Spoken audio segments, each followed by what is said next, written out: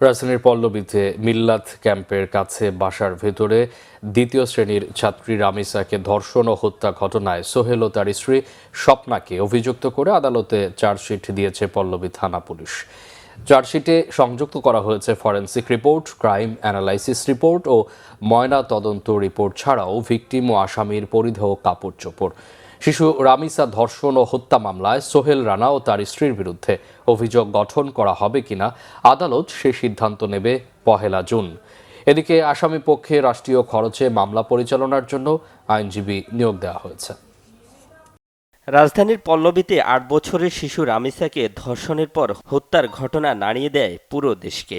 দ্রুত বিচারের দাবিতে ফুঁসে ওঠে সর্বস্তরের মানুষ। ধর্ষণ হত্যার 5 দিনের মাথায় রোববার আদালতে অভিযোগপত্র জমা দেন মামলার তদন্ত কর্মকর্তা। ধর্ষণের পর অপরাধ লুকাতে হত্যার লোমহর্ষক বর্ণনা উঠে আসে অভিযোগপত্রে।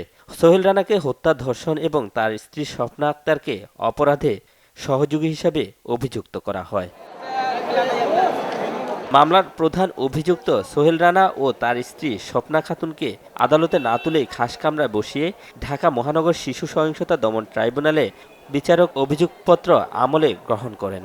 পরে শিশু রামিসা ধর্ষণ ও হত্যা মামলায় রানা ও তার স্ত্রীর বিরুদ্ধে অভিযোগ গঠনের শুনানির জন্য আগামী 1 জুন দিন ধার্য করেন আদালত। এই মামলায় রাষ্ট্রপক্ষে 17 জনকে সাক্ষী করা হয়েছে।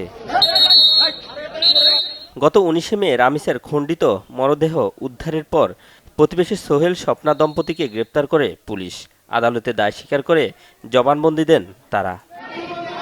শুভ মাহফুজ, বাংলা ভিশন, ঢাকা।